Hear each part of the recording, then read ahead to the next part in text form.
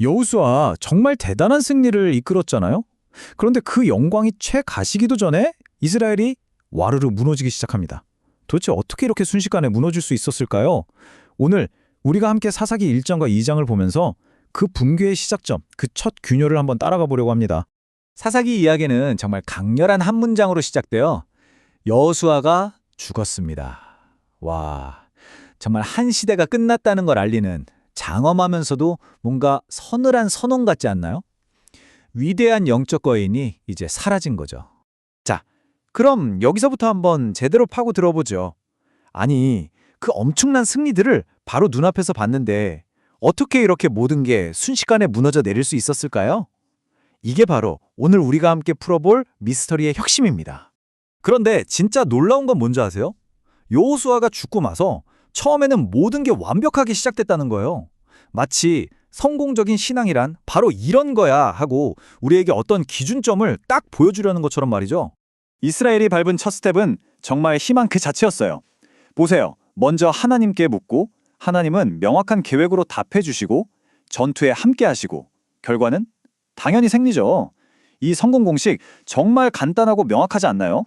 자, 그런데요. 바로 여기서부터 뭔가 좀 이상한 기류가 흐르기 시작합니다. 아주 미묘하지만 그래서 더 위험한 패턴이 이야기 속에 슬쩍 등장하기 시작하거든요. 한번 같이 보시죠. 바로 이 문장입니다. 므낫세가 그들을 쫓아내지 못하였더라. 처음엔 그냥 한 번의 실패처럼 보일 수도 있어요. 하지만 이 불길한 문구가 처음 등장하면서 사실은 타협이라는 작은 균열이 시작되고 있었던 겁니다. 그리고 정말 중요한 건 이게 한 번으로 끝나지 않았다는 거예요. 에브라임 지파 이야기가 나오는데 똑같은 말이 반복됩니다. 그들을 쫓아내지 못하였더라. 아, 이제 보이죠? 이건 그냥 실수가 아니라 하나의 경향이 되어가고 있는 겁니다. 쫓아내지 못하였더라. 이 문구가요. 스불론, 아셀, 납달리, 다른 지파들 이야기에서도 정말 계속해서 나와요. 이건 뭘 의미할까요? 바로 부분적인 순종이라는 문제가 이스라엘 전체로 퍼져나가고 있다는 명백한 증거인 거죠. 아니 도대체 왜 그랬을까요? 왜 못 쫓아냈을까요? 성경은 표면적인 핑계, 일종의 변명을 하나 제시하긴 합니다. 하지만 진짜 이유는요, 사실 훨씬 더 깊은 곳에 있었습니다. 이게 바로 그들이 내세운 변명이에요. 아, 쟤네는 철병거가 있어서 너무 강했어요. 그럴듯하게 들리죠? 하지만 과연 그게 진짜 문제였을까요? 정말로 철병거 때문에 못 이겼을까요? 문제가 적의 힘에 있었던 게 아니었어요. 진짜 문제는 바로 이거였습니다.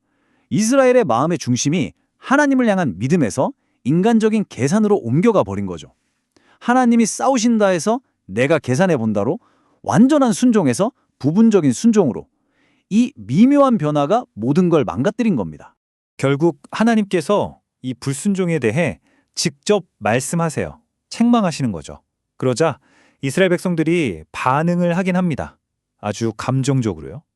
하지만 그 반응이 결국엔 굉장히 피상적인 수준에 머물고 말아요. 얼마나 울었는지 그 장소 이름이 보김, 그러니까 우는 자들이라고 불리게 될 정도였어요. 그들의 감정이 얼마나 격했는지 짐작이 가시죠? 네, 눈물은 흘렸어요. 아주 시끄럽게 울었죠. 하지만 그 슬픔이 삶의 변화로 이어지지는 않았습니다. 행동을 바꾸는 깊고 진실한 회개는 없었던 거예요. 이게 바로 결정적인 차이점입니다. 자, 이제 이 미스터리의 가장 핵심, 그 심장부로 들어가 보겠습니다. 도대체 왜 이렇게까지 됐을까? 이 국가적인 쇠퇴의 가장 근본적인 이유가 바로 여기서 명확하게 드러납니다. 바로 이 구절입니다. 그 후에 일어난 다른 세대는 여호와를 알지 못하며 이게 우리가 추적해온 모든 문제의 근원이었어요. 군사력이나 정치가 문제가 아니었습니다. 바로 다음 세대에게 신앙을 제대로 물려주는 것, 이걸 실패한 게 모든 붕괴의 시작이었던 거죠. 그리고 이 근본적인 실패는요, 이스라엘을 아주 예측 가능하면서도 끔찍하게 파괴적인 패턴, 어떤 순환 고리 속에 가둬버립니다. 이 패턴이 바로 사사시대 전체를 규정하는 특징이 되어버리죠. 하나님을 잊어버린 세대가 만들어낸 결과, 그게 바로 이 끝없는 악순환입니다. 보세요. 죄를 짓고 그래서 이방 민족에게 고통받고 너무 힘드니까 하나님께 부르짖고 그럼 하나님이 사사를 보내 구원해 주시고 잠시 평화가 찾아왔다가 다시 죄로 돌아가고 이 패턴이 사사기 내내 정말 지긋지긋할 정도로 반복됩니다. 심지어 갈수록 더 심각해지죠. 여기서 우리가 한 가지 분명히 짚고 넘어가야 할 게 있어요. 이스라엘 땅에 가나안 족속이 남겨진 게 하나님이 힘이 없거나 약해서가 아니라는 겁니다. 오히려 그들을 통해서 이스라엘의 마음, 그들의 믿음이 진짜인지를 시험하시기 위함이었다는 거죠. 자, 이 오래된 이야기는 이제 우리 각자에게 아주 직접적인 질문을 던집니다.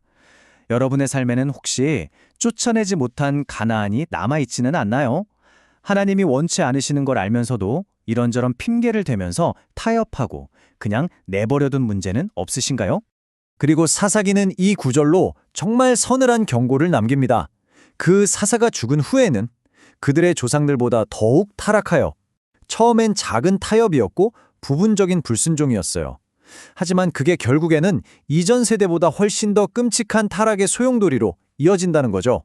우리가 무엇을 기억하고 다음 세대에게 무엇을 물려주는지가 얼마나 중요한지 다시 한번 생각하게 만드는 대목입니다.